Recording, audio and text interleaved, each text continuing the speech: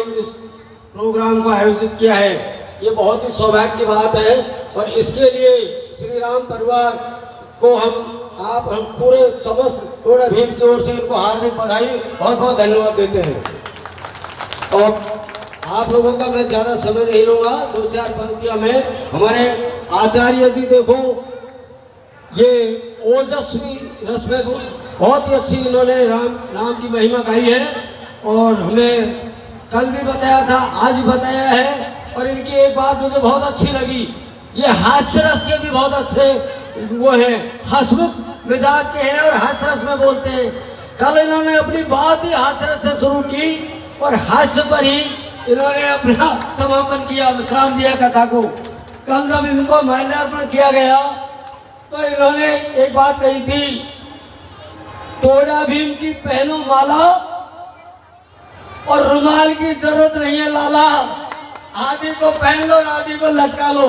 और इन्होंने प्रैक्टिकल करके भी बताया था, मुझे वो बात बहुत अच्छी लगी। मैं इनके व्यवहार से बहुत, स्वभाव से बहुत खुश हुआ। और देखिए इन्होंने जो राम नाम, शास्त्री जी ने राम नाम की महिमा है ओजस्वी वाणी में गाई थी और श्रोता वक्ता संवाद द्वारा भली प्रकार सब भक्तों को समझाई थी। और इस कथा के बारे में मैं आपको एक बात और बता दूं, ये जो आयोजन हुआ है ये हमारे लिए एक बहुत बड़ा वरदान है। ये रामायण की एक दोहा है, मन चीती होती नहीं और हर चीती तत्काल, और जाना था बैकुंठ को और भेज दिया पाताल। क्या बात है। तो यहाँ कार्यक्रम कुछ और होना था 25 जून से, लेकिन उसको बाइकाट किया भोले बाबा ने और इस कथा को यहाँ लाए।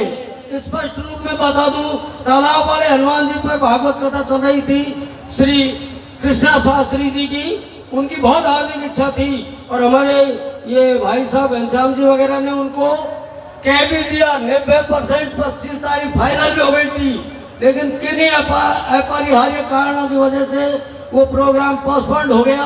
क्यों कि होना तो ये था क्या विधि का। और ये अचानक जैसे मौसम, दिन भर आप बड़ी शांति से कथा सुनी, कोई तरह का व्यवधान नहीं हुआ। और शाम को 5 बजे अचानक यानी कहां से बादल आए, आंधी आई, बरसात हुई और फिर मौसम साफ। ऐसे ये कथा श्री राम परिवार वालों की ओर से अचानक आई है, इसकी कोई महीनों पहले नहीं। बहुत से कार्यक्रम ऐसे होते हैं जिनके महीनों से बैंड बाजे ढोल पिटते हैं और होते हैं नहीं। ये अचानक ही आ गए, बिन गरजने वाले बादलों की तरह आकर बरसे। इसलिए एक बार पुणे में टोडा भीम की इस सभी भक्तों की ओर से इस श्री राम परिवार को बहुत बहुत बधाई देता हूँ। पंक्तियां मैं आपके लिए सुना रहा हूँ, जो कि मेरी एक आदत है। हाँ, राम को ये देखिए, हाँ कल इन्होंने एक बात कही थी हास्य में, उसके लिए मैंने एक हास्य कथा से ही निकाला है, इनकी कथा से ही।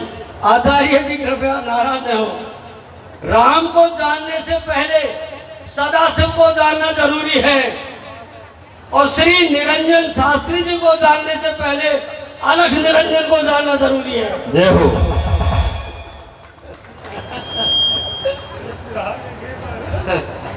भगवान ने पुरुषोत्तम मास बनाया हिरण्यकश्यप की जान लेने के लिए। जय हो, क्या बात है। भगवान ने पुरुषोत्तम मास बनाया हिरण्यकश्यप की जान लेने के लिए, और भोले बाबा और श्याम बाबा ने श्री निरंजन जी शास्त्री जी को बुलाया भक्तों को राम कथा का ज्ञान देने के लिए।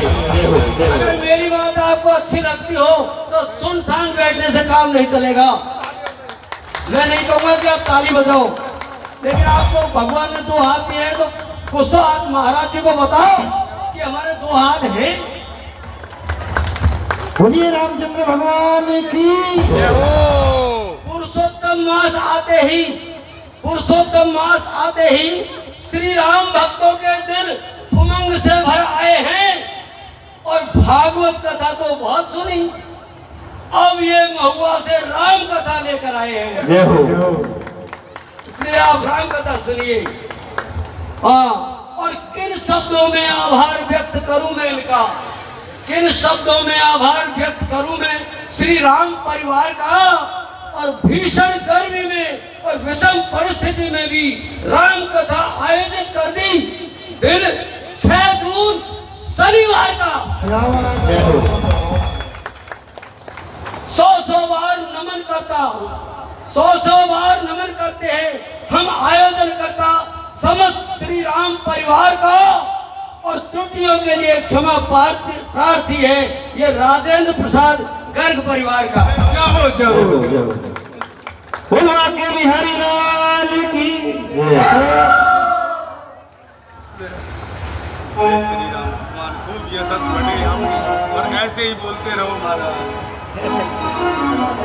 श्री राम जय जय राम कथा, जय श्री राम कथा।